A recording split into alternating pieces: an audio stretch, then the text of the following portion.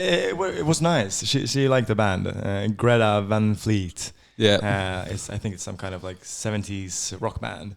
Or they're not from the 70s, but they sound like they're from the 70s. Could you ended up going to one of the days as well though? I'm going tomorrow. Oh, that's tomorrow. Yeah, when the Hives are playing and a band called the Viagra Boys. The Viagra Boys. Yeah, it's like modern punk.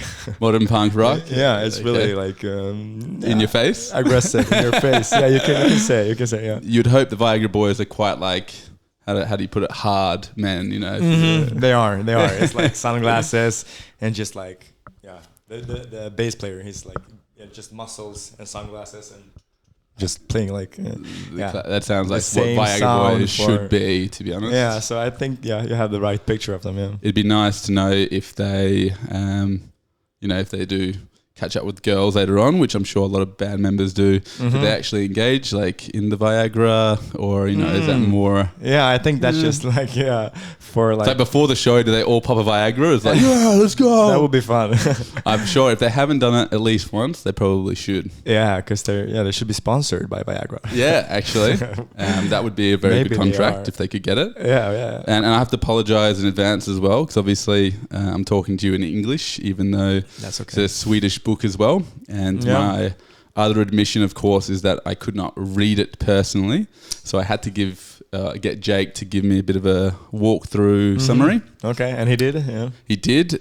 So if I do get some aspects wrong, definitely correct me, because it is sort of secondhand information. A lot of what I've thought was interesting about the book, but I could have misconstrued, or again, maybe not. The translation may have been inaccurate, and then we can blame my brother for that one. So that's good. Anything like that, you can just point it out to us as well. But what I thought would be interesting is rather than sort of go through the process of like how you did it and why and those sorts of things that you probably get a lot of to begin with, the first thing that actually stuck out to me was a little theme that I picked up, and I was interested to know straight off the bat why it is that the title, which if I'm correct, it means sort of sinful people in English. Yeah, exactly. Yeah. And then there's only one bit of English, which is the foreword. And that's the little, I guess, I don't know if it's a mini poem or exactly. And it's, after all this, I wrote it down to make sure that I wasn't going to fully butcher. But where do we put it? So, after all this time to believe in Jesus, after all these drugs, I thought I was him.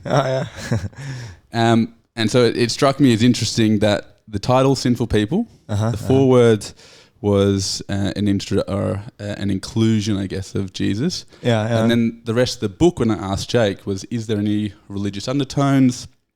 Or is it quite secular in nature? And he sort of suggested that doesn't really think of any religious tones from it, and it was quite a secular book. So I'd interested to know, was there did you intentionally sort of use religious sort of like title and foreword, or did that sort of come about because it seemed just like correct for a secular book? Like, I guess, what was the connection there, if any? Yeah, I think I just wanted. I like the name, just like Syndiga Människor. Sinful People.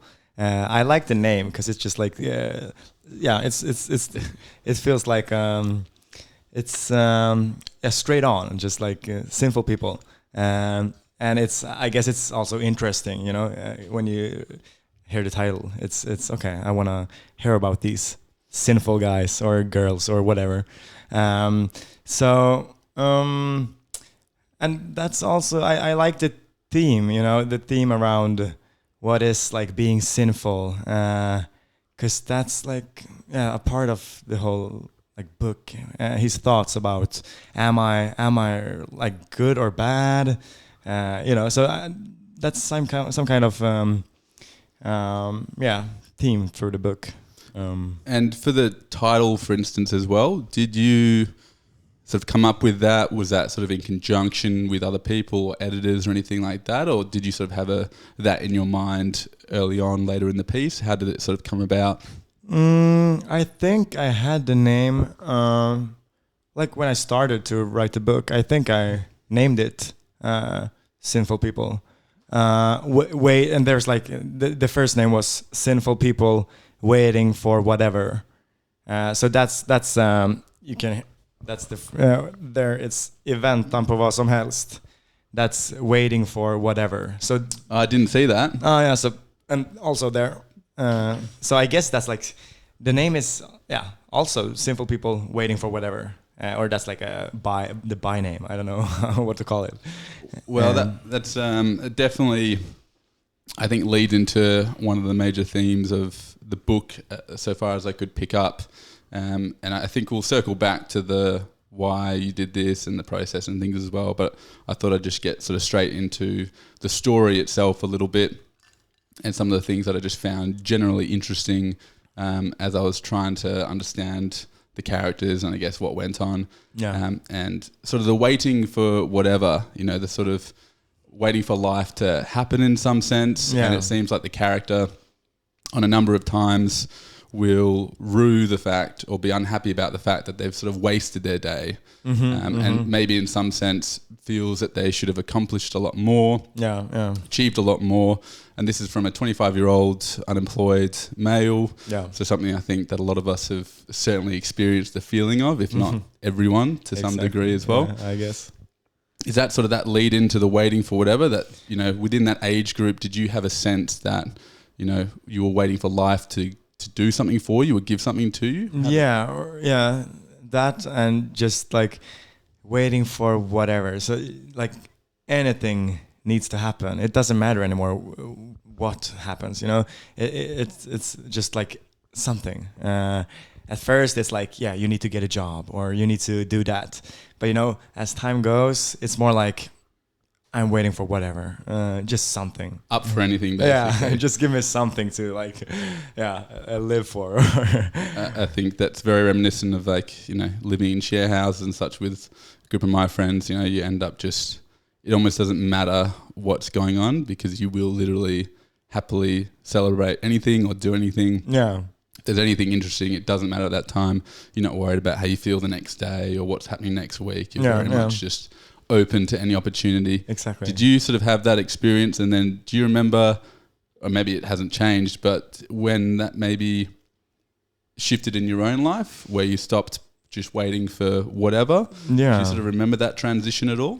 I think when I was in this when I had this period of waiting for whatever, I think I just were unsatisfied with what I was doing, and I studied, and I didn't know if I wanted to, work with the things I studied to. But then I just happened to get a job, and things went like the conventional way. You start working, and I think I realized that, okay, this is okay. I can do this and also write and make music and, I think getting a job were pretty good at that time. 'Cause before that, it was just more like waiting for whatever. So were you fearful originally about getting a job and that sort of classical 9 to 5 concern of you just go to work, and then you finish work and then you spend your money on the weekend and then you go back to work. Relatively unhappy about the routine but sort of going through the motions. Was that sort of a fear that you held about some kind of claustrophobic view on it. That okay, my life it's ending if that's if that's where I'm going. So I think I were a bit afraid of just living the super normative conventional life. And then, so I guess for you ended up finding that the work, even if you weren't super inspired by it, as long as you were pursuing your other creative acts, exactly, it was in service of those things. So it wasn't actually such a maybe terrible, fearful thing to get. Yeah, it's good if you can have a job and still have time for your creative hobbies or So that's important for me, and I realized that it's possible. Yeah. Yeah, I think, again, sort of between that 20 to 30 year age, that feels very appropriate that those fears are definitely held. I don't know about you, but we had when we were younger, it was sort of this rage against the machine, like never get caught up in the cycle of working for the man, for the paycheck, like get outside the system. And then you realize, oh, actually the system is pretty like helpful and you can work it to your advantage as well. Yeah. I'd like you we've just jumped into sort of something straight away, but just to give, I guess, any listeners a bit more context, I guess if you want to give maybe a little synopsis or an overview of the book that you've written, so people can get a bit of an understanding, I guess, of what it's all about. I would say that Sinful People is about Liam, a 25-year-old Swede who lives in Stockholm. And he's living a quite normal life with, friends and parties and the things people in their when they're 25 does. But he's still unsatisfied with, because he's unemployed, and it's like that's always like something that's he thinks about in the background of his head, that he should get a job, and he's looking for like different jobs, like almost every day, but he doesn't get any answers. And as time goes, it's like he doesn't really care what job he is like searching for or applying for. It's getting more and more absurd. So he's just like, as long as I'm looking for a job, that's okay. But I won't get it. But it doesn't matter. As long as you're applying yourself, you can remain sinful, and it doesn't matter too much. Yeah, because at least I tried. So as long as you're applying for jobs, it's like, okay, I think I'm quite normal because at least I'm like trying. But other than that, it's very much just his everyday life with, things he sees and thinks about, and just like small things that he makes like, some kind of, he's thinking about them. Because one of the things that when my brother was describing the book to me, and he was saying it's sort of done almost in diary format, where it's, Monday, Tuesday, Wednesday, sort of day by day. And it's very much first person, of course, and inside his own head and Liam's head. No. From your point of view, is it more a narration of Liam's life, or is it Liam himself writing about his day?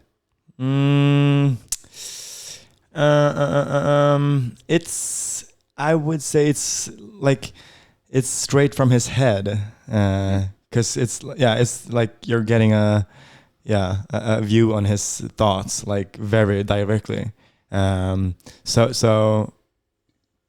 Like straight from his head, always. I was interested to know, because originally when Jake said diary format, I was like, oh, so he's almost doing a reflection on his day and being very raw about the experience he's going through. It was either going to be that, or it was just the narrator sort of walking you through the direct experience that was going on with the main character. And for you, like, is first person inside someone's head, is that a style that you've always enjoyed, or something that you've been more interested in, or do you experiment with a lot of different styles? Like, how did the book sort of come out that way? I think I found, because I've written books before, but without like getting them into any getting them published. So I've tried to write books, but when I started on this one, I felt that maybe it's like more like explosive and naked if I just write like I'm the character. So I think I found some kind of way, because I wanted to provoke and just I wanted to be super honest, almost too honest, and so I think I just felt that, this might be my way to write, like first person, and as if I'm doing all these things, and a lot of the things are from like things I've experienced, but with a twist, or things my friends experienced with a twist. So I think it felt pretty good to write like that. Yeah. Does that mean for you, because I mean, writing in that style, as I'm sure many people have asked you, like, is this you? Is this your friends? Is it this person? Is it that person? Who is reflecting? Was that your thought? Was it someone else's thought? So obviously it's quite a vulnerable way, in a sense, to write, because, it is. You know, it really, in some sense, does have to reflect. It's a version of creativity, but it's a version of just paying attention to the craziness that exists in everyone's minds, I guess. Yeah. But did you feel additional fear, I guess, in writing this way, given that putting it out into the world, you know, it goes by friends and family, and again, like, is that sort of did you find that difficult to wrestle with, or did you find a comfortable way through that? Not comfortable at all. I was super afraid of writing like this, and I liked it because I liked the process, because it felt like, I can be really inappropriate and just explicit and provocative. I liked it, but when I realized that people are gonna read this and this might get published, and you know, writing like this, it's like you have to, you know, be prepared to be misunderstood, and you know that people will ask you, like, is this you, or has this happened? So I were really afraid, and I think that I were afraid of, you know, just how much people would think about this character as me, and sometimes I felt that, like, why do I do this? It's just it's just a big risk, just putting myself in a bad light. Well, I think that's the benefit, though, right? Of it's not a biography of Axel; it's the character of Liam. So, of course, you get the benefit of it is a fictitious character, and it is a fictitious story. But it is very interesting that you get to inject a lot of color and personality from probably some of your own direct thoughts, in a way that it's, at the end of the day, it's a creative act to show what is difficult for people to say publicly. Yeah. That's where I think maybe comedy does something quite similar to maybe what you've attempted here, which is, you know, it's the fringe thoughts that, you know, you would think others might not have, but actually do. And so by delivering that out into the world, you know, you'll have the occasion of someone being like, ooh, I feel a bit seen, which is a comment I've actually heard a number of times from people that have been talking about your book specifically. Okay. So I think, if nothing else, you certainly hit on a bit of a nerve with some of what was written. So that's, at least, you should take that in a bit of stride for yourself. Yeah, that sounds like a good thing. Yeah. But I had the classic question about a story like this, or any story really, is why did you believe or feel that this story itself needed to be told or shared? I think, as you said, that people, like, can relate even if they don't wanna. I think that were like a motivation for me to just, someone needs to be a bit provocative or explicit or super naked. So I guess I felt that I think I can do this in a pretty humorous and fun and also interesting way. So it's almost like my duty to do this. You know, being like super privileged in like life, the least I can do is to write a bit like riskful. It's not riskful, but you know, to not be super romantic, because that would be boring. Like, because I think I can do that as well, but I think it feels like I had to do more like this. Did it feel, because some of the concepts that you tackle with, again, from what was summarized to me in some of the writings that Jake just sort of, he did directly translate, just to get a sense of the language being used and sort of the general thought process behind Liam himself. I guess, did that sort of feel quite freeing in a sense? Like the fact that you're putting these things down and it's sort of, we all can feel versions of like shame and like, oh, I shouldn't have thought that, or I shouldn't have done this, or something to that effect. Do you find that through writing this story, you've had or changed it all, or feel different about those sort of thoughts? Like, I guess, how has it changed the version of Axel having written this book? That's an interesting question. I think that something I realized is that like we talked about, that like a lot of people can relate. It doesn't have to be like the exact thoughts or the way he's living, or because he's living quite a destructive life. And I've had people who doesn't know anything about that kind of lifestyle that still said that.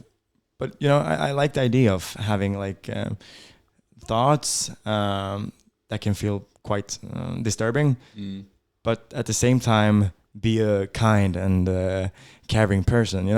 That because I think that I haven't read too many books that like where the main character is both super nice and normal, but still has like these things going on in his mind. So I don't know if it's like, if I can say that it's like changed me in any way, but maybe more like maybe more that I felt that okay, this is a theme that people are interested in, so I can keep on writing like this, and yeah. I think particularly in the world of social media, where we see everyone in the public view, and the private world is, of course, hidden from all of us. Yeah. So here you bring the private world into public view. So it's a very different style, again, of information coming across. And as we said, it's a terrifying thing, really, to do. But how did the fear and the expectation of what could happen, how did that match up with reality? Like, did you find that it was quite different to some of those fears that you had, or were some of them actually founded in the end? Some fears were valid. That's just my brother cooking dinner, by the way. We're at the restaurants. No, but pot in a restaurant. Yeah. That's a good name. Pot and dinner. Yeah. I think that I were a bit too afraid, maybe, because people have reacted in a good way, and they've been like, but because I were afraid that all these dirty, explicit parts would be like the only thing people saw. Like, oh, he's just like a dude writing about jacking off. Exactly, but so we're a bit afraid that would be like their like when they summarized it, that would be like the whole point. Main takeaway. Yeah, but people have been like, like the language is fun and good, so it's that's a good thing. I think I like underrated the readers, and we're like, they're not gonna get it. But apparently most of them seem to have and got it. So, but one thing that has been like quite a problem is, my family and relatives who want to read it, and they want to give it as like a giveaway gift to other like relatives, and they're like quite old. So my mom has been like, okay, maybe we should like wait till the next book. Let's not give this one to our like and grandparents and so I think that's still something I'm a bit scared of, my relatives reading this, because next big Christmas family. Exactly. It feels like that's a bit too it feels like they're getting too close to my private me in a way that's pretty uncomfortable, so I'm not sure how to handle that. But my grandparents, they're still like, oh, we're proud of you. We wanna give this to aunt, whoever, So that's cool. Yeah. So, I can see the. But they haven't read it, so I'm still waiting for. Doesn't matter if they keep buying copies. Go for it. Exactly. I wrote down a few questions as well. And again, I do apologize if some of them don't quite match up. But one of the things that is always interesting within a story arc typically is, that there is a certain amount of conflict which forces the person to then change whatever's going on in their life, through which they typically get a guide or a plan to figure out how to overcome those things. And then through that overcoming, there's some sort of transformation towards the end. And that's a very classical sort of story circle that sort of happens. And one of the interesting things that, again, as Jake was giving me a bit of a summary of the book, was it's not like there's significant events within the book which really shape, I guess, the character. It sort of reminded me of Seinfeld, which is it's a show about nothing. Is this a book about nothing? You can say it's a book about nothing. Yeah. There's no classical, drama or it's just a book of like everyday life, and that's it can be like riskful to write in that way, because if the language is not at least fun or interesting, it's can be quite boring. But I think I had to make this book with some kind of finesse about all these like super simple observations, and I think that's I guess, if you're going to write about the mundane or the everyday, I think, or I imagine at least within this book, it's the most appropriate thing given the character and what you're sort of writing about, is that when you're at this age and you're waiting for things to happen, doesn't mean necessarily crazy things do happen. No. But life still does happen, and there's enough interest within that again, people have sort of said, very difficult to put down. So it must be, at least this is my guess anyway, it must be that whatever things that you're pointing out, those end up being sort of like the interesting events that sort of keep the person coming back. And was that as you said, was that quite an intentional thing, was not to have these big events dictate the storyline? It was, because that's also like my favorite books. That's like books about nothing, and I can't really tell why I like love them, but it's just like something about them that gets to me. I don't know if it's like the language or just the setting, but it's really books about nothing, almost like very like everyday life-ish, and I don't know why I like that, but it's just I think maybe it's to make that something bigger or universal, that feeling of nothing happening. I think that's impressive. Very impressive to make it interesting. Exactly. With nothing happening. Yeah. So if nothing else, certainly forcing you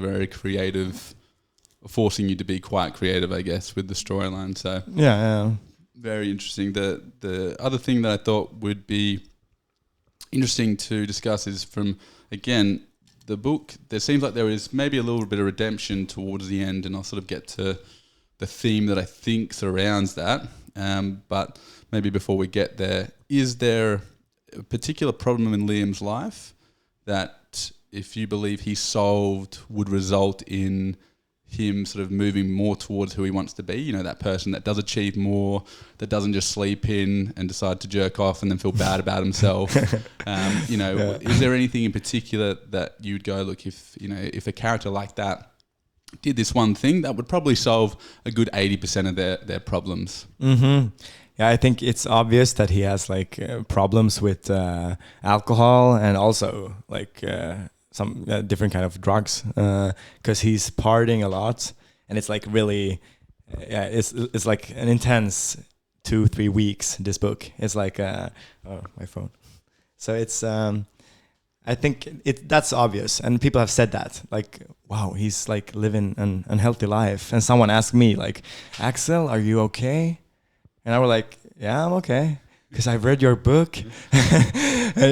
Are you sure you're okay? And I was like, yeah, I'm okay, but Liam, he's not. It's not a cry for help for me. Yeah. Yeah, exactly. Yeah. So that's quite like that's one thing. He should drink less and party less. And the way he parties, sometimes he's partying by himself. And he thinks that that's fun, but it's also a bit sad and dark. So that's one thing he should think over. And then, other than that, I think he's, he wakes up too late. That's also a problem, that he's always like blaming himself for getting up too late from bed. So. But that it's hard to get up early if you're not, don't have anything. Yeah, exactly. Yeah. So I can't blame him for that. And he's applying for different jobs. But so if would 25-year-old Axel listen to the advice of don't drink so much, don't party a little bit less? Yeah, I think so. Yeah, you would. Yeah, I would. Yeah, because when I were 25. Or around that age, I also had times when I felt like I'm not sure where the big meaning of life is, and I think some smart people said to me that okay, maybe you should just take it easy and just party less and just take it a bit easy. And I was like, no, that's not the problem. That's the only thing that's fun in my life. But today when I'm a bit older, I'm not that old, but I can see what they meant. 'Cause there's different ways to party, and I think some of the ways I partied back then were not optimal or perfect. Oh, I think there's very few people that sustain the level of partying that you do in maybe early 20s or maybe mid 20s. So that's probably indicative of at some point something changes and maybe partying isn't the be all end all. I've certainly had plenty of nights and mornings where it's like, oh God, that's probably enough of this one. That's true. So the book as well, and sort of back to, as I mentioned, at the end of the book, there seems like there's a little bit of redemption for Liam in some ways. And again, correct me if I'm wrong, but he seems to feel at least a little bit more peaceful, a little bit more content with life because he feels like he does have a good job prospect on the way. So he feels like he can at least tell his mum that, hey, I think I've got something going on, which is good. Yeah. And an interesting sort of scene happens at the end where some kid sort of comes up to him and questions why isn't he singing along to, I think, the winning soccer team's songs. And Liam basically tells this kid to fuck off, but with a fairly large verbal rant from what I hear. That's extreme. And in some ways, again, he almost feels like he's sort of regained some level of control and masculinity in his life. And I was wondering whether or not that for you was a theme that you were playing with specifically, whether sort of a man's sort of approach towards masculinity, whether he feels like he's got some version of it, or whether he doesn't, whether that's sort of a theme that you were specifically trying to play with, or if it's just something that maybe, again, that I just happened to think was maybe a part of it. Yeah, maybe it's like that. Because when I wrote it, I just felt that, okay, this is his time to just... Because, from the start of the book, he's been really... like a zombie almost, a partying zombie, he's living life, but with no real feelings. It's always let's do that. Okay, let's do that. Just looking for the next adrenaline kick. Or so I think, this was some kind of, situation when he had to get his real emotions out, and it happened to be he's screaming to this little kid. There's a lot of really bad words in that scene. But I think that when I wrote it, I felt myself like I got angry because I could like relate to just like letting it out, just like smashing a guitar or screaming at a little hooligan kid. So in some way, I guess it's like bringing his some kind of masculinity and like taking control of the situation. I'm in charge now. Because the little guy, I think he like happened to spit on him, and he were like, okay. "Don't do that to me. I'm gonna kill you if you just look at me. So walk away." And I think that's like some kind of symbol for just like letting emotions out. And it wouldn't happen if he hadn't got like the job he seems to get. So I think, that happened, there's a job on the way. Okay, things are going like, I'm on my way now. And, a little kid doing that, like, fuck off.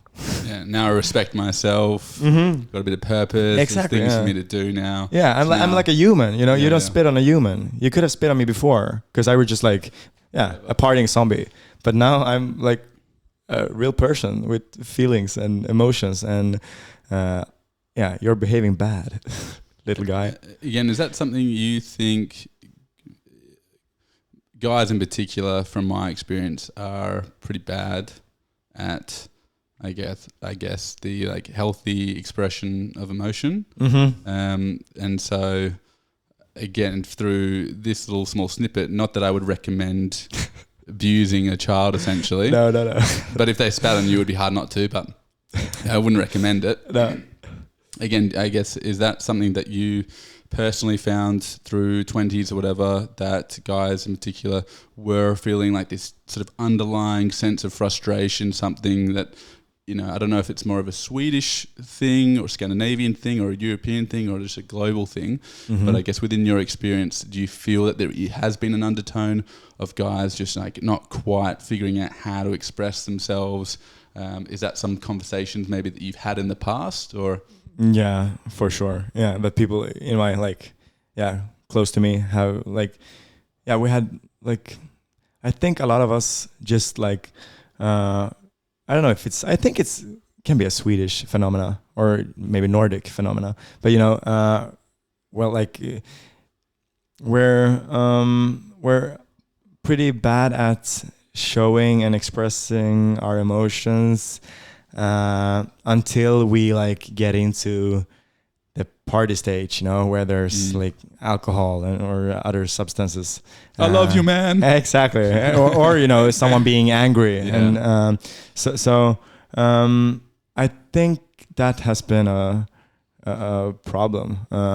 And something me and my friends have talked a lot about, that we need to be better at. And but there's still like a lot of, guys who doesn't really see the point with expressing emotions. And So for Liam, if you're given that you're sort of almost his guardian angel or guide of some sort as well, how would you recommend Liam try and better explore how to, like, whether it be release those emotions or frustrations, or what would be, I guess, your advice to Liam in order to sort of better manage, I guess, that part of himself? I think he should maybe see a psychologist. That's one thing.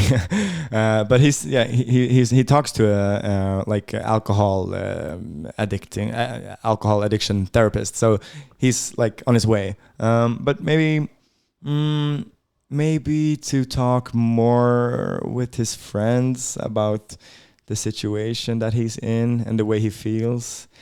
But at the same time, when you're feeling like that, it can be hard to take it seriously, because you're like, oh, my life is decent. I have like food on my plate and I have a place to live. And so, it's also hard to, identify when you're not feeling well enough. But maybe to talk more with his friends, but they're quite nice to each other, he and his friends. But maybe they could dig deeper. Sounds like I always feel like with guys, because it's much easier for me to understand guys, obviously, but I feel like with guys a lot of the time, it feels like you shouldn't be giving or handing off your problems to other people so much. And maybe we've got the wrong view on it, where it's not that we're handling our problems to someone else, but we're just sort of venting, I guess, might be the healthier way to look at it. But I don't know about you, but I've certainly experienced when someone is really loading on all of life's problems, even to strangers, and you're like, oh, this is a little bit, I don't know how to deal with this, like this is a bit difficult. And I think that's maybe the other part of it is, again, typically maybe not everyone, but certainly if someone comes to me with their problems, I'm more than happy to listen. Rarely do I try and provide too much advice, because it's like, I don't know, I could be wrong. But otherwise, it always feels very difficult, because there's some sort of urge to be like, all right, you should do this, rather than just like, oh man, that's sucks to hear. Yeah, it can be hard to know if it's enough to just listen, or if you have to have like all these advices. And do you find that Liam, he obviously chastises himself quite a lot, as we've sort of spoken about, for things he does throughout his day and things that he doesn't do. How closely does that mimic the life of a writer? Just like just the self-chastising, where you're sort of negatively going, you should have done this today, you didn't do this today, that was not good enough, I should have done this, again, out of a first glance to me, I was like, that sounds like it could easily mimic the life of someone that's a writer such as yourself. So is that like something that you're quite familiar with, or something? Putting pressure on yourself that you should write, or at the end of the day, maybe you go, I didn't write anything, or I should have written something, or I think sometimes, but my way of writing is it's a bit unconventional, because I usually, when I write, I have like nights when I just I'm writing a lot. I'm always like almost having like a writing party with myself, writing, and maybe a drink and some music, writing, I'm dancing, I'm writing, I'm dancing.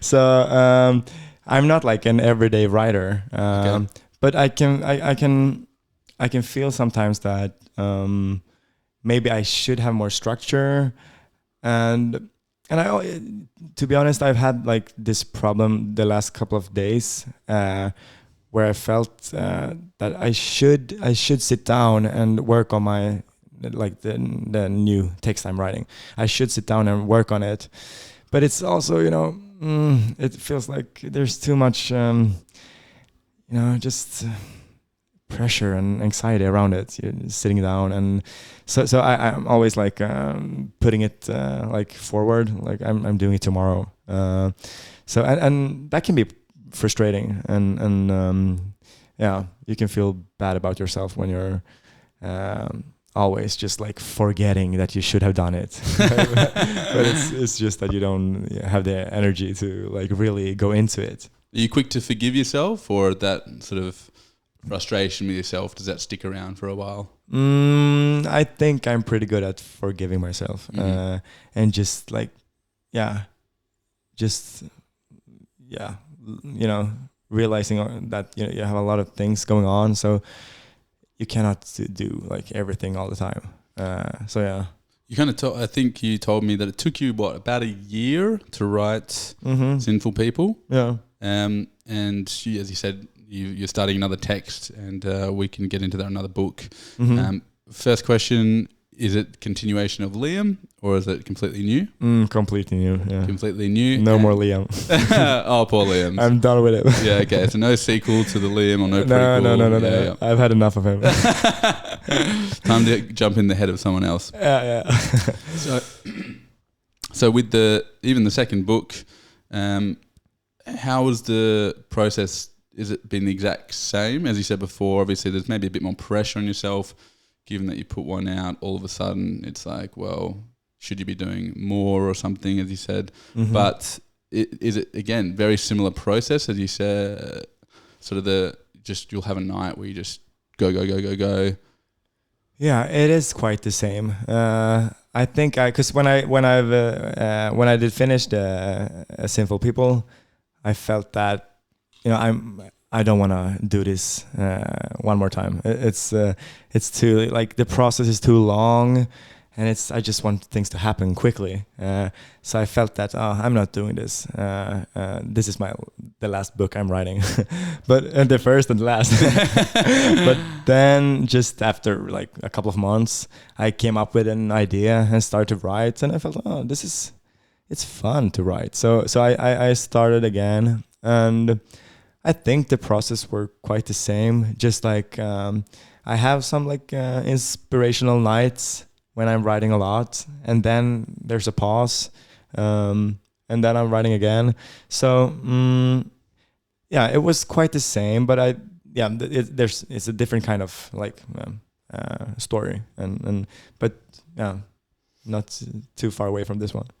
So with you've almost felt just fatigued from writing. Or you thought you were fatigued from writing, but you were just fatigued from writing about Liam. Yeah, I guess so, yeah. And then given that you had another idea, you're like, oh, writing's fun again. Yeah. It's an interesting, so you thought you were one and done, and then all of a sudden the creative juice starts to come out. And for you, do you find that the ideas, when they come, has there been a pattern when they typically come? Or has it been very random when you feel that sort of inspiration of an idea formulate? Yeah, I think... and whilst you're doing that, I'm going to quickly grab some gin in case you want to get a top up. But yeah, sure. I think my ideas, I think they are coming from like when I need to get my like thoughts out of my head. There's just like they just pop out ideas, and in this case, I think I also realized that I need to have like these projects going on. I think it's a bit naive to think that I'm never gonna write again, cause I need to. Otherwise, I'm like feeling super unstimulated, and so yeah. So it must have been nice at least to have that enjoyment spark up again. Yeah. Was that a bit of a relief, being like, oh, thank God, I actually do like writing? Yeah, and especially when you feel that, like, I like this starting scene. It's like really good, and there's a lot of emotions, and it's like really explosive, and so that's also like one thing that's important when you feel like, oh, maybe I can make this one better than the last one, or at least like more mature maybe, or closer to who I am today.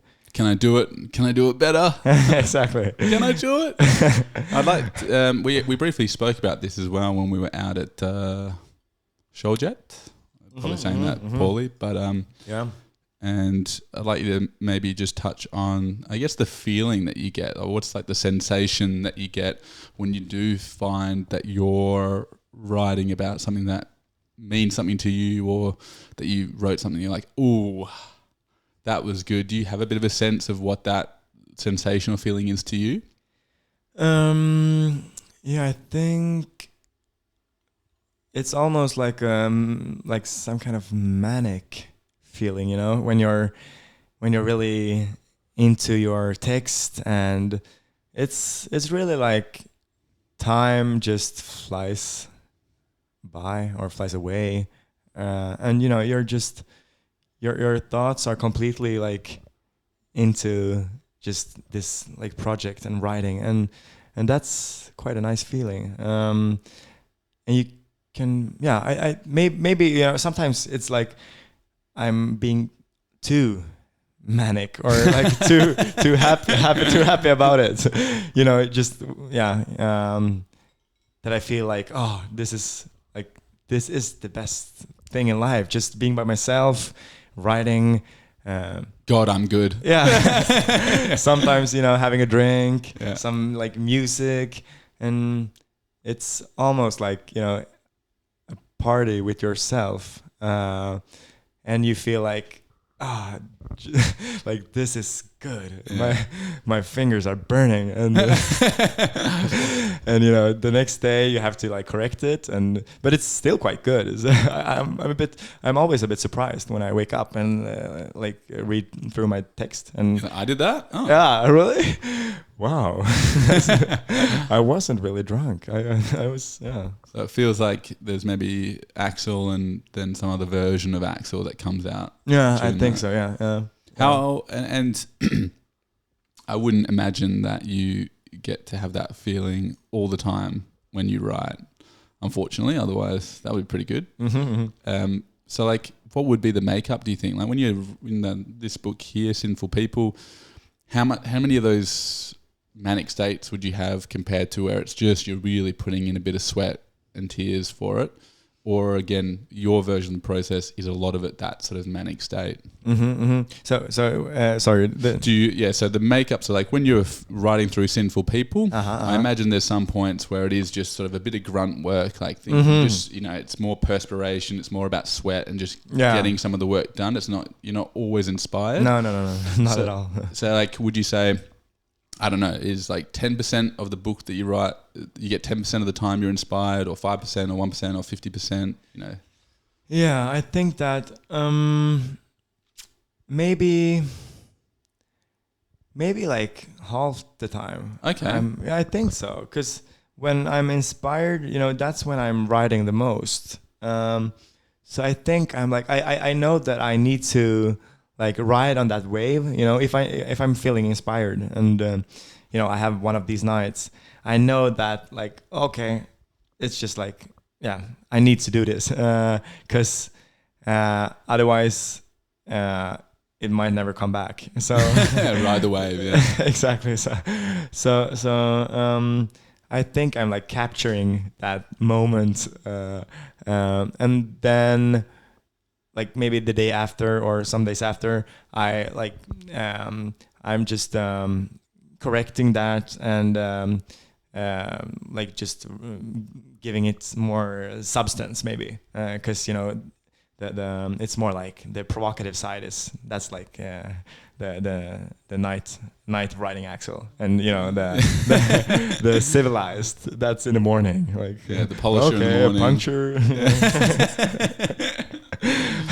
So there's two Axels, morning and night. Exactly. Axel writer. So for the night sessions, again, out of curiosity, are you talking it could be like 8-hour event? Is it a couple hours? Is it just until the next morning? Like, does it change? Mostly it has been, if I've been out, maybe at like a bar quite late or at a nightclub, it's, I've had this feeling, when I've been out that I just want to go home because I feel like, oh, no, I'm already up and I'm already a bit drunk. That's quite unfortunate that you have to be a bit drunk to be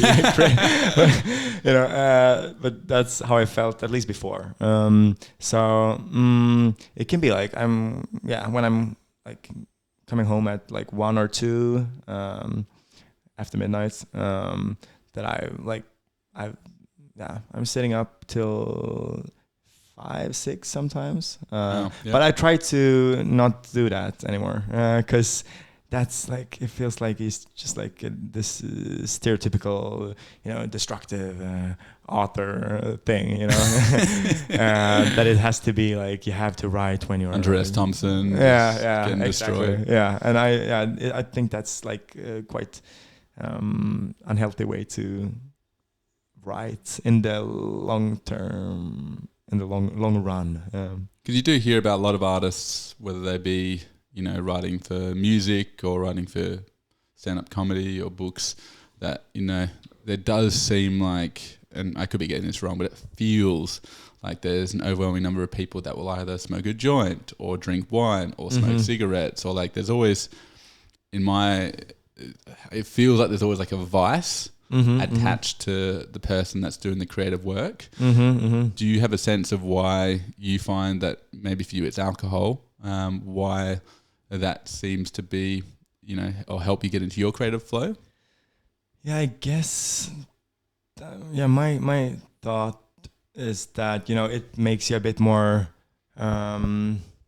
your self-esteem might get higher, and you feel like you're on top of the world, and you're bald, and you feel like I can do whatever.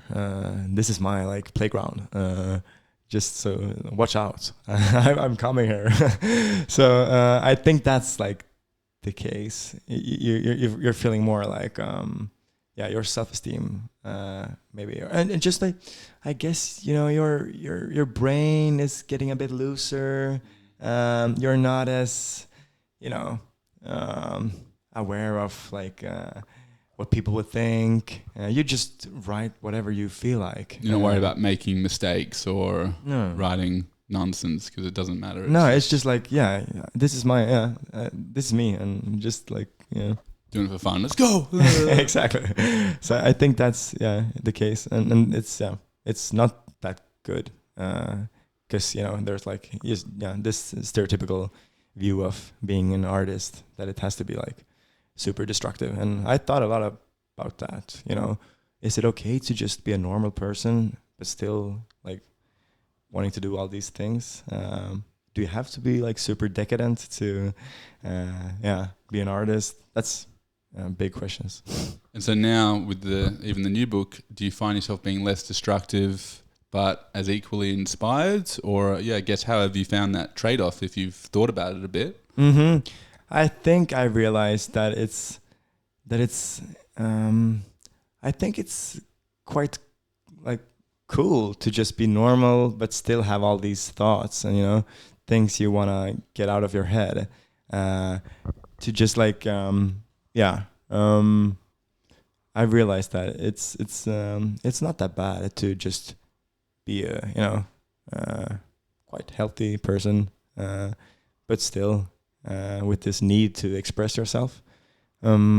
So I think it's just being like getting mature as well. That it's not that fun to always like party, and I suppose with as you do it more comfortable, do you need those devices to become comfortable in it? If you've done it enough times and you've practiced essentially the process of writing, so it's good to know though you don't have to be maybe destructive to be creative. No, just be a nice person. A couple more things about the process of the book itself. One, very interested as well, the cover, the art. Like how do you go through and decide to do what looks like a film shot of two men seemingly in sort of, I guess, like almost like a bathroom, dark alley, reflected bathroomy thing, smoking a cigarette, possibly drugs involved. It's, I guess, what was the process of just getting that as your art cover? At first they wanted to make the art cover, and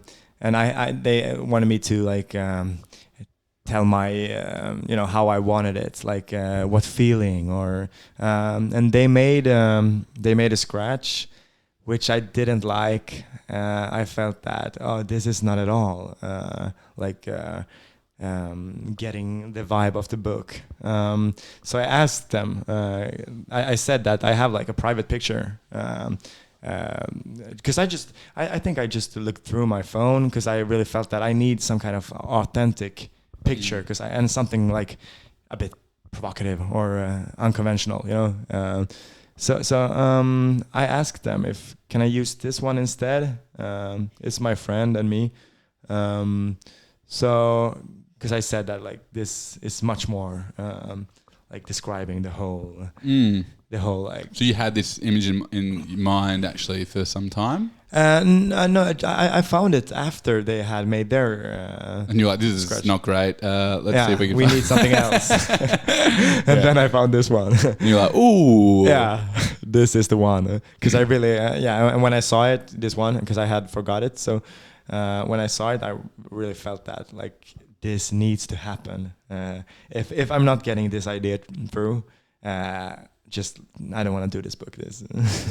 Well, yeah, it is a very interesting like bit of photography, and I think it does capture it very well, both the darkness and just the sort of the grungy raw aspect. It seems very, very appropriate to the book. What about even just the type? I mean, so like it's kind of like brush strokes. What was for me, this is just, I like how people design and style things. So was that something that, again, you came up with, or the publisher was sort of like going, oh, this sort of typography would look better? No, I told them I want the feeling to be that someone has written it with some kind of permanent marker, or like graffiti in the bathroom. Exactly. Style. Yeah. So like a punk rock feeling. Yeah. And I think I said that to them, that I want the feeling to be punk rock, because in a sense I think this book is quite punk. This like waiting for whatever thing, and being unsatisfied but still rebel. That's punk rock. So I told them that I want it to be like a Swedish punk rock band's like CD cover. So you got put together and you felt that success. You kind of got the design, the style that you went for, and it's cool to know that, because I didn't know that was your own personal image. It is. So I think that's a very cool little touch as well. Yeah. And then the other part of publishing a book, because I'm sure there's a lot of people that have written something, maybe not a full book, but like the idea of writing, but there's always the work is scarcely known, how much time and I guess the process of it. So publishing a book, how did you hate the process, and like how long does it really take for someone who's got a book go, great, now I've got copies that I can hand out to people? Like how long does that take? It takes a while. It takes a long time, because there's so much work behind it, and the first process is just to sending it out and waiting for answers. That can take a year, or like at least half a year. That's a good point. How many no's did you get? Oh, many. Maybe 6 no's and 2 yes. So 2 yes as well. Yeah. Very cool. Yeah. Did the no's come first, or did they sort of all come similar times? I think the no's came first. Yeah, I think so. Did you have a sense that, okay, this will take a number of no's, or like was it still a bit like hurtful when you did get it back? It's always a bit hurtful, but I've just like I'm realistic, so I knew that this is gonna be hard, but I think I still had some kind of I really felt that this should be like in time, this one. So so it's always a bit hurtful, but yeah. So that's the first waiting time for like what's it called in English? To get published, or no, the publishers. A publish house or a house? Okay, yeah. So you have to wait for their answers. Yeah. And when you have like gotten an answer, you need to decide go through the contract, and then you have to wait for the correction of the book, and there's like different parts of the correction, the whole book and just page to page, and the cover. So it takes a while. So it's you have to be prepared to just don't put your whole life into the book when it's like when you have done the first part, like getting a yes. Just leave it and forget it for a while, because otherwise I think it can be quite frustrating to just wait. And when it's out, it's just a book. It won't change your life. So yeah, I'm sure. So you've spoken with I imagine you've spoken with a few other authors, or maybe wannabe authors. Mm-hmm. So I'm guessing a few people have probably gone through a difficult process, or do you know a bunch of people that never quite got a yes? Yeah, I know people who still waiting for the big the big yes. The big yes, yeah. And it's hard. You have to like really find it's really hard to get their attention. And yeah. How did you do anything in particular to try and get their attention outside of obviously handing them? Do you call it a manuscript, or what's like the draft of the book? Like book manuscript, yeah. So like you're handing them, are you doing anything else to try and attract their attention, or is it just sending that in with a nice, I don't know, letter or email or something? Yeah, you have to write some kind of interesting letter, or at least try to sell yourself, or How'd you find that? Can you sell yourself? I'm not good at it. No, that's not my favorite part. No. Well, actually, that's the next segment. Is you have to sell yourself in 2 minutes for Axel. No, I'm only kidding. No, please no. Yeah, no. I've just got a few questions to go. Mm-hmm. One of them I thought would be, one of them are, again, I mean, all these I'm interested in, that's why I wrote them, but one of them that I thought would be interesting is, again, conversations that you do have with other writers, whether they be amateur or otherwise. How do those conversations differ about your work compared to a civilian like myself?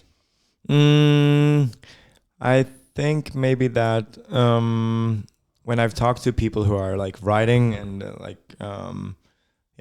practice writing, I think they have like maybe another view on, because I've asked people when I'm like in the writing process, like how should I think about this, and I think they have more like this maybe in a good and bad way. They have like more this like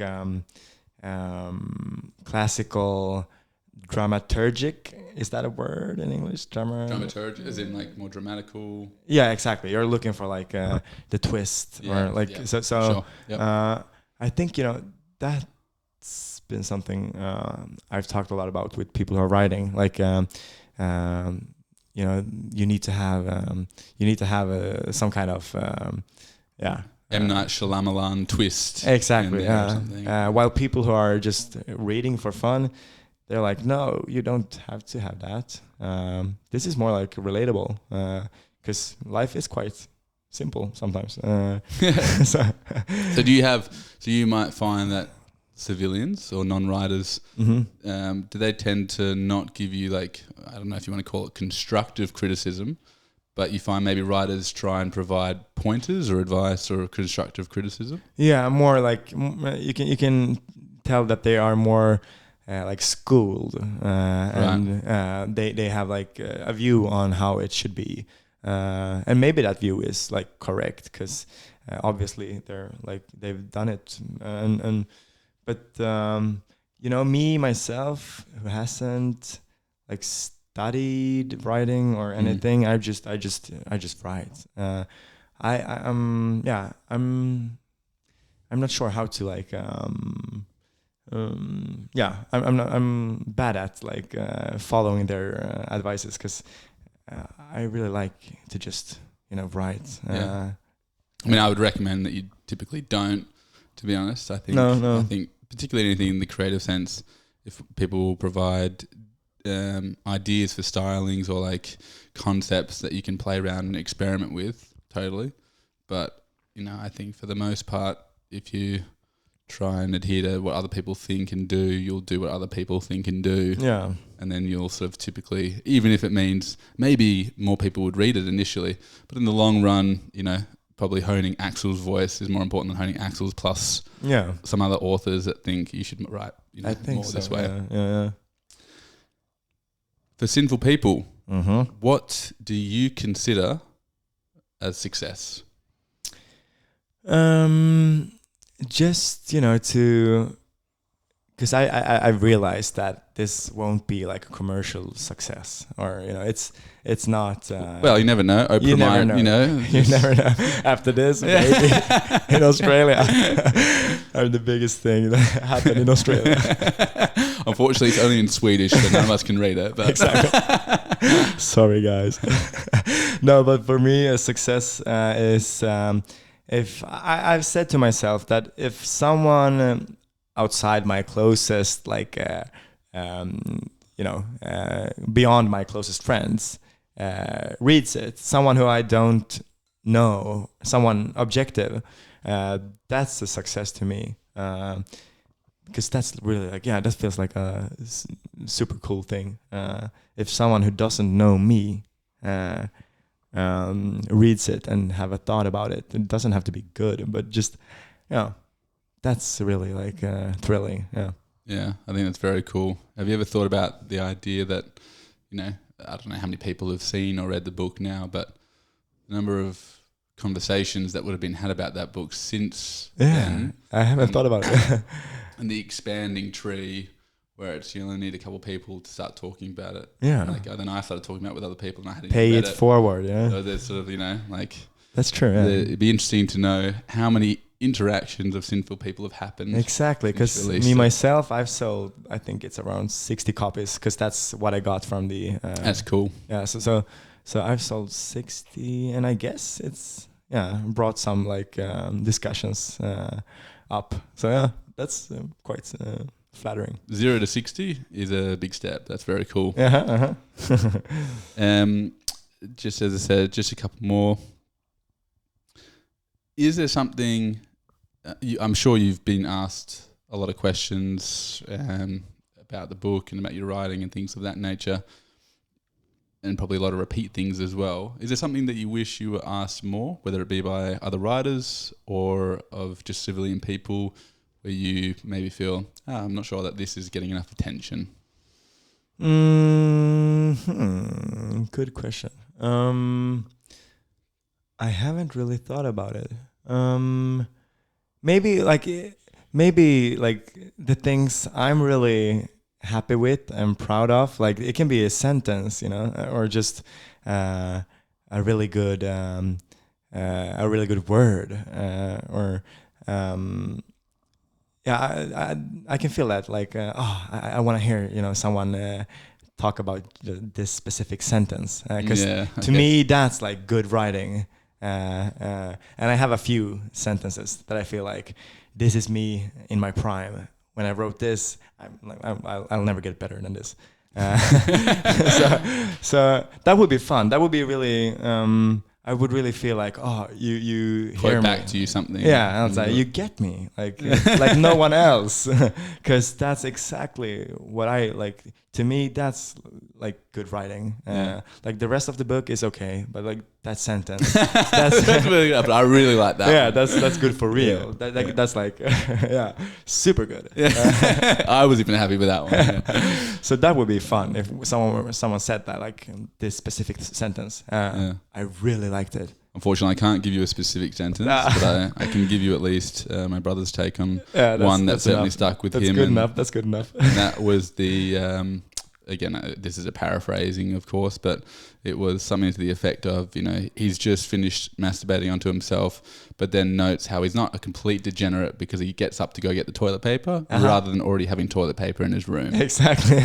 And so I was like, that's a very fun, you could easily, it's like, that is very interesting. That's very cool. That's a quite good sentence, yeah.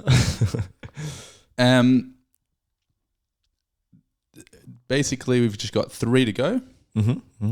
And one of them, I did actually want to throw something about, again, I've been throwing a little bit about what my brother's been talking about the book, but he made the point that he is, because I sort of asked him, like, what's it like having even a friend that's written a book, or like you seem to be really, I think he said something to Jake, like, you seem to be telling everyone about this. Because he really did find it like a very good read. Yeah. And he was like, I don't know, it's a good point. Like, I think it's both pride of having a friend that's done something like this, but also a mix of maybe a little bit of jealousy that I haven't done something like this. And I thought that's a very like human response, I think, to people that do achieve or put something out there. And do you find, or do you have a sense that there is some sort of almost fight people have within themselves when they're congratulating you about putting out work such as this book? That do you ever get the sense that maybe people have a little bit of like, this makes me either want to do more in life, or maybe I should have done this, or if Axel's done this, why can't I? Like, do you ever feel that around, or it's not so much? Not so much, because I've never been like I've never been talking about like myself as a writer, or I think it's quite hard for people to hate on just like this part of me, because wait till you get on social media. Exactly. Because I've never been like I don't brag, just and I'm pretty simple when it comes to writing. For me, it's just like I'm writing. I'm not like some kind of like big guru. No, exactly. Okay. It's just writing. All hail Axel. No. So it's more like you can do it yourself. It's everybody can do it. So I don't think people are like no. I don't think so. Because I really tried to be like humble. All my life, so I think people are pretty happy for me. To be honest. Cool. I hope so. Yeah, I'm sure they are. I know in Australia we have a bit of tall poppy syndrome, which is anytime someone does something different to everyone else, people tend to get a little bit like, oh, stop trying to stand out or whatever, which is a really terrible philosophy. I don't agree with it. It's quite Swedish. It was it's sort of humility, or the attempt at humility, but it's turned up to a level where you can't even celebrate people doing work, which is that's like not a good thing. No, exactly. But it's housed as like, oh, you got to be more humble, more modest. So we definitely have a bit of a problem with that one, but I think it's very cool. If nothing else, if you get people occasionally like, oh, I need to be doing more with my life, I think that's probably not the worst thing in the world either. The last two is, do you consider yourself a writer? I don't. No, I'm a social worker. I've studied 3.5 years to be a social worker, and this book took 1 year, so I'm more of a social worker. More of a social worker, but doesn't mean you couldn't be both. No, I know. But that's an interesting question, because I've never seen myself as a writer, or I think it's because in my family we're like everybody's quite creative, but we don't like make a big thing out of it. It's more like just this is like it's fun, and just it's something you just do. There's not like it's not like a super you're not holy because you're creative. But maybe because people have told they asked me if like, do you consider yourself a writer or an author? But I wouldn't if someone asked me like, what do you do for a living, or what do you do in life, I would say I'm a social worker and I have some projects besides that. I would not like say that I'm a writer or author. So how many copies do you have to sell before you can call yourself a writer? 1 billion. 1 billion? No. That's good gold. 61. 61? So one more. I would say you might not have to update your LinkedIn profile, but I would certainly classify you as a writer. Oh, okay, I guess I have to. Yeah. Particularly, I mean, there's definitely two versions of a book you can publish: one that people enjoy reading and one that people don't enjoy. So if you've also done a book where some people enjoy, I think you can put yourself in that category. So of course you don't have to if you don't want to. No, but I think I might, but I've never like I haven't seen it as like something, writing that's something that some people can do and some people can't do. But I've realized now, when I've talked to people, that they're like, I don't like understand how you wrote a book, and to me it's like, but you can write a book as well, and they're like, no, I can't. So maybe I need to like reconsider. Yeah, look, eventually I think you'll come to terms with the fact that, yes, you're a writer. Whether you're as good of a writer as you want to be eventually, that remains to be seen, but I would definitely put you in that category. Okay, thanks for that. So last one is simply, and we've already touched a little bit on what's next for Axel. We've got a project in the wing, something that you've actually completed, is it? I think so, yeah. I'm going I'm reading it through now. So I worked on it for almost, maybe like a little bit, more than 1 year. So that's my new project. I haven't closed it yet, but I'm going through it, and it's a bit more like relational. It's just like Any spoilers? It's Sinful People, but more mature. So just the complicity of being in a long-term relationship, and when things are just going quite linear. Can you say that? Linear. Yeah. Linear. And like plateaued, or it's just at a sort of continuous. No, just like plateaued. Yeah, exactly. Yeah, and the difficulties in figuring out like, is it worth it or not, and like how great has love to be. And are you attempting to also now be in the mind of a female, or is it a bit of a mixture? Just the guy? The main character is a guy, but but he's like living with a female. So there's like, a working title, or not quite yet? The title in Swedish is Fragment från att älska. So in English, that's fragments from being in love, or fragments from loving. Yeah. I look forward to the next photo on your phone that reaches onto a cover of the book. But otherwise, thanks for the chat, Axel. Unfortunately, as I said, I couldn't read it myself, but I hope to see it in English shortly. Yeah. Any audio version coming out? Yeah, there's an audio version coming out in Swedish as well. So in your voice? No, I wanted it to be. Yeah, but they were like, no, you're gonna take too long, reading it in. So we have like a professional. So that's a shame. Yeah, I know. think it's always much nicer when you got the author doing it. Yeah, I know. Damn it. Next contract, put that in there that you do the audiobook. I need to. Yeah. All right, mate. Well, thank you so much. Is there any way that people, anyone follow along sort of thing, or is it just we'll see you on the next time? If for them to follow your work, like if someone wants to buy this book. You can buy it on just Google Syndiga Människor, Axel Hietanen Ingman. Or Axel Hietanen Ingman. Yeah, or find me on Instagram. As you can Alco Hollister. Your terrible Australian accent. Thanks so much, mate. Thank you very much. To the next book. Yeah, appreciate it. Thanks.